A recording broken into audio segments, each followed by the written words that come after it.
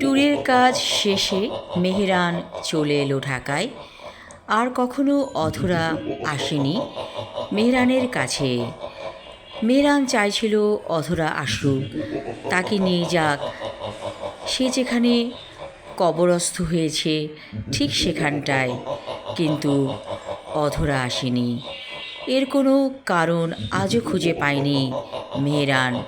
কেন মেয়েটি এসেছিল তার প্রেতাত্মা, আবার কেন মেয়েটির প্রেতাত্মা আসেনি, এর কারণ মেহরান জানে না। সেদিন ছিল অফিস বন্ধ। মেহরান বাসায় যাচ্ছিল। হঠাৎ করে কে যেন ওর কানের কাছে ফিস ফিস করে বলল, এখন চলো আমার সাথে। মেহরান বলল, কোথায় যাব আমি তোমার সাথে? বলল, যে কাজ সমাপ্ত হয়নি আজ তোমাকে সমাপ্ত করতে হবে। মেহরান কিছু বোঝার আগেই কে যেন তাকে নিয়ে চলল খুব দ্রুত গতিতে। মেহরান বলল, আমাকে কেউ দেখছে না কেন?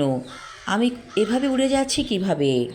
সে বলল, তোমাকে অদৃশ্য করেছি আমি। হঠাৎ করে মেহরান এসে পড়ল সেই জায়গায় যেখানে অধরা ওকে একবার এনেছিল। দিনের আলো স্পষ্ট দেখা যাচ্ছে জায়গাটা। মনে হচ্ছে এখান থেকে লোকালয় অনেক দূরে। একটা গর্ত, গর্তটার পাশে আরেকটা কবরের মতো জায়গা। হঠাৎ করে সেই কবরটা খুলে গেল। মেহরান দেখল কঙ্কাল, একটা কঙ্কাল পড়ে আছে কবরে। অধরা বলল, এটি আমার কঙ্কাল, দেখো হাড়গুলোও পুড়ে গেছে, ভালো করে তাকাও। মেহরান দেখল সত্যি তাই, কঙ্কালটির হাড় পর্যন্ত কিছুটা পুড়ে গিয়েছে। অধরা বলল, আমি কিছুক্ষণের মধ্যে আমার ননদ আর শাশুড়িকে নিয়ে আসব, ওদেরকে পুড়িয়ে মারব।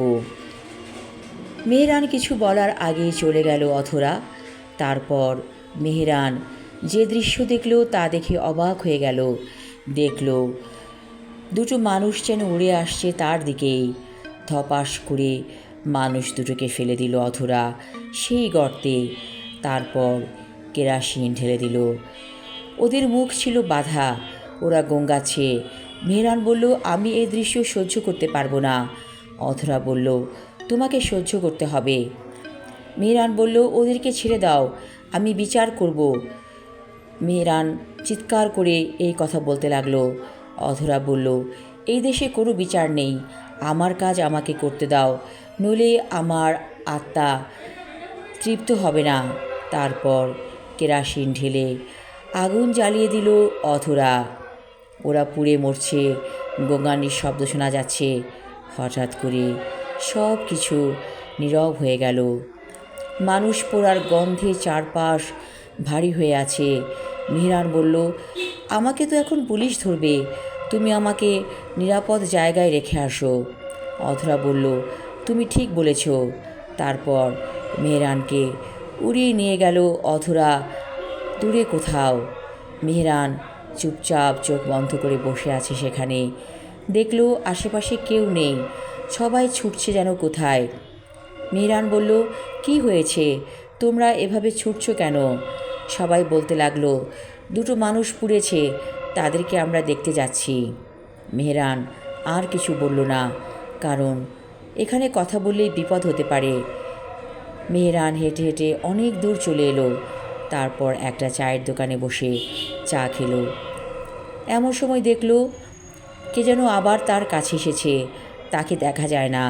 অধরা বলল, আমার কাজ শেষ হয়ে গেছে, এখন আমি অতৃপ্ত আত্মা থাকবো না, আমার আত্মা তৃপ্ত হয়ে গেছে, চলো তোমাকে দিয়ে আসি যেখান থেকে নিয়ে এসেছিলাম।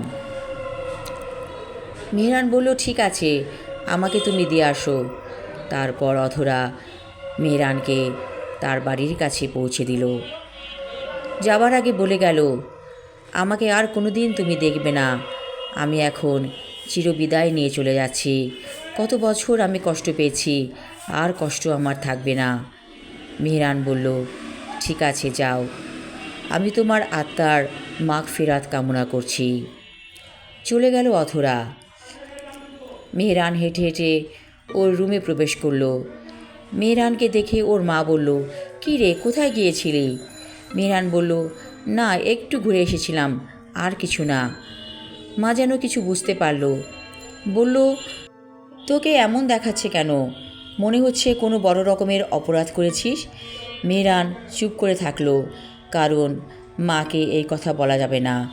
মা বুড়ো হয়ে গেছে, যদি এই কথা সে কাউকে বলে দেয় তাহলে কি হবে? মেহরান বলল, আমাকে এক কাপ চা দাও মা। মাথাটা ভীষণ ধরেছে। আমি আমার লেখা ছোট গল্প অধরা পর্ব 4 এবং শেষ পর্ব পড়লাম। ধন্যবাদ।